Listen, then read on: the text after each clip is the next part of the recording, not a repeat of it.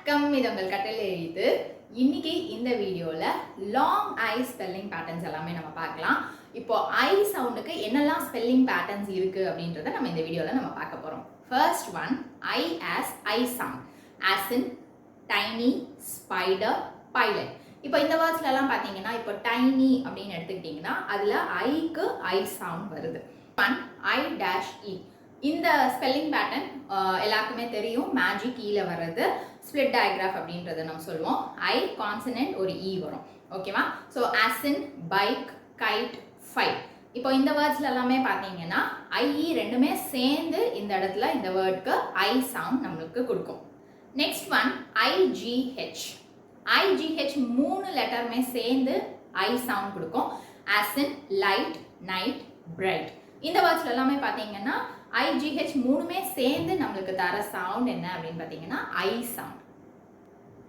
அடுத்தது IE. IE ரெண்டுமே சேர்ந்து I sound, as in die, lie. Next one, Y as I sound. ஒய்க்கு ஏற்கனவே நம்ம ஒரு சவுண்ட் பார்த்துருக்கோம். பட் ஆனால் ஒய்க்கு இன்னொரு சவுண்டும் இருக்கு, ஐ சவுண்ட். எந்தெந்த வேர்ட்ஸ்ல அப்படின்னு பார்த்தீங்கன்னா இப்போ மை, ட்ரை, ஃப்ரை, இந்த வேர்ட்ஸ்ல எல்லாமே பார்த்தீங்கன்னா ஒய்க்கு வர சவுண்ட் ஐ சவுண்ட்.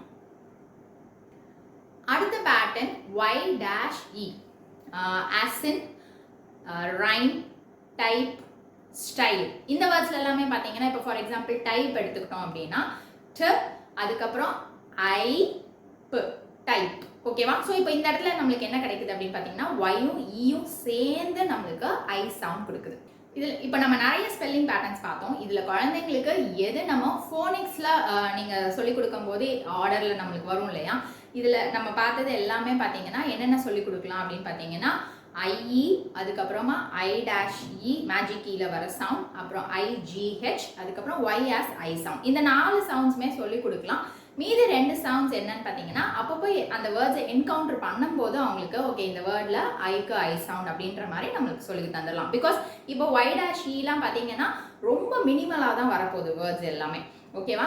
அது எங்கேயாவது எப்பயாவது அவங்க படிக்கும்போது அந்த இடத்துல படிச்சுக்கலாம். இல்லை அப்படின்னாலுமே அது சைட் வேர்ட்ஸாக கூட அவங்க படிச்சுக்கலாம். ஸோ ரொம்ப போட்டு குழந்தைங்களை கன்ஃபியூஸ் பண்ண தேவையில்ல. எது ரொம்ப முக்கியமாக நிறைய செட் ஆஃப் வேர்ட்ஸ் நம்மளுக்கு இருக்குமோ அந்த பேட்டர்ன் மட்டும் நம்ம ஃபர்ஸ்ட் எடுத்து சொல்லி கொடுத்துட்டு ஓரளவுக்கு நல்லா ரீட் பண்ணிட்டாலே அவங்களுக்கு மீதி எல்லாமே ஞாபகம் வச்சுப்பாங்க.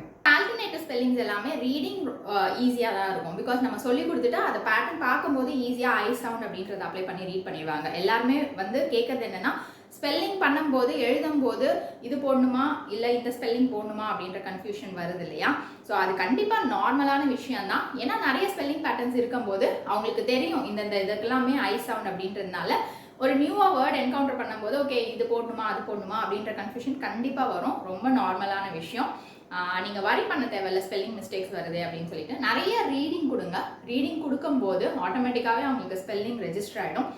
அண்ட் ஸ்பெல்லிங்க்கு நம்ம ஒரு கான்சென்ட்ரேட்டடாக இப்போ நீங்கள் ஐ சவுண்ட் ஒரு 3 பேட்டர்ன் முடிச்சிருக்கீங்க அப்படின்னா அந்த 3 பேட்டர்னை ஒரு சார்ட் அவுட் பண்ணுற மாதிரி நம்ம வேர்ட்ஸ் கொடுக்கலாம். இப்போ ஒரு நோட்லேயே நீங்கள் எடுத்துக்கிட்டிங்கன்னா ஒரு 3 காலமாக சார்ட் அவுட் பண்ணிவிட்டு மேலே அந்த பேட்டர்ன் எழுதிட்டு நீங்கள் 3 பேட்டர்ன்லேயும் வேர்ட்ஸை டிக்டேட் பண்ணும்போது அவங்க எந்த காலமில் கரெக்டாக எழுதணும், எந்த பேட்டர்னில் வரணும் அப்படின்றத அவங்க எழுதுவாங்க. ஸோ அப்போ எழுதும்போது கரெக்டாக எழுதுறாங்க. எங்கேயாவது மிஸ்டேக் வரும்போது நீங்கள் சொல்லும் போது திருப்பி எடுத்து மாற்றி எழுதுவாங்க இல்லையா?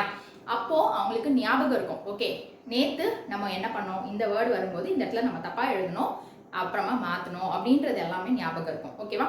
ஸோ இந்த மாதிரி நீங்கள் ஸ்ப்ளிட் பண்ணி வேர்ட்ஸை ஒரு 2 பேட்டர்ன் கூட எடுத்துக்கலாம். ஃபர்ஸ்ட் 2 பேட்டர்ன் வச்சு அதுக்குரிய வேர்ட்ஸை கொடுத்து சார்ட் அவுட் பண்ண சொல்லலாம். அதுக்கப்புறம் ஒரு 2 பேட்டர்ன் எடுத்து அதில் சார்ட் அவுட் பண்ண சொல்லலாம். இந்த மாதிரி சார்ட் அவுட் பண்ணி எழுதும் போதே அவங்களுக்கு ஸ்பெல்லிங் மிஸ்டேக் மோஸ்ட்லி அவாய்ட் ஆகிடும். ஓகேவா? நிறைய ப்ராக்டிஸ் தான், இதுக்கு எந்த ரூலுமே கிடையாது. ப்ராக்டிஸ் ப்ராக்டிஸ் ப்ராக்டிஸ் தான். எவ்வளோக்கு எவ்வளோ ப்ராக்டிஸ் பண்ணுறோமோ அந்த அளவுக்கு குழந்தைங்களுக்கு ஃபர்ஸ்ட் திங் நிறைய ரீடிங் பண்ணணும். நிறைய ஸ்டோரி புக்ஸ் ரீட் பண்ணும்போதே அவங்களுக்கு வேர்ட் பேட்டர்ன் எப்படி வருது அப்படின்றது தெரிஞ்சிடும். அண்ட் அடுத்தது பார்த்தீங்கன்னா நீங்கள் இப்போ ஸ்கூல் சப்ஜெக்ட் சொல்லி தரும்போது எங்கேயாவது ஸ்பெல்லிங் மிஸ்டேக் வருதுன்னா நோட் டவுன் பண்ணிக்கோங்க. எந்தெந்த வேர்ட்ஸ் ஸ்பெல்லிங் மிஸ்டேக் வருது அப்படின்றத நோட் டவுன் பண்ணிக்கோங்க. அதுக்கேற்ற மாதிரி நீங்கள் ப்ராக்டிஸ் கொடுக்கலாம். இப்போ இன்னைக்கு ஒரு 10 வேர்ட்ஸ் டிக்டேஷன் கொடுக்குறீங்க, அதில் ஒரு 2 வேர்ட்ஸ் மிஸ்டேக் வருது அப்படின்னா அந்த வேர்ட்ஸை நோட் டவுன் பண்ணிக்கோங்க. நெக்ஸ்ட் டே நீங்கள் டிக்டேஷன் கொடுக்கும்போது அந்த வேர்ட்ஸை திருப்பி கொடுங்க. அப்போது அவங்களுக்கு புரிய வரும். ஓகே, நேற்று நம்ம இந்த தப்பு பண்ணோம், இந்த இடத்துல இதை மாற்றணும் அப்படின்றத நெக்ஸ்ட் டே கரெக்ட் பண்ணிப்பாங்க. திருப்பி அகைன் மிஸ்டேக் வருதா, திருப்பி ஒரு தேர்ட் டே, நீங்கள் ஃபோர்த் டே, ஒரு 5 days அதே மாதிரி ரிப்பீட்டடாக நீங்கள் கொடுத்து பாருங்கள். கண்டிப்பாக 5th டே அவங்களுக்கு அந்த ஸ்பெல்லிங் மிஸ்டேக் வராது. இந்த வீடியோ உங்களுக்கு யூஸ்ஃபுல்லாக இருந்திருக்கும்னு நினைக்கிறேன். இந்த வீடியோ பிடிச்சிருந்ததுனா லைக் பண்ணுங்கள், ஷேர் பண்ணுங்கள், சப்ஸ்கிரைப் பண்ணுங்கள், அண்ட் கூடவே பெல் பட்டன் கிளிக் பண்ணுங்கள். ஸோ தட் என்னோட வீடியோஸ் எல்லாம் நீங்கள் மிஸ் பண்ணாமல் பார்க்கலாம். நன்றி, வணக்கம்.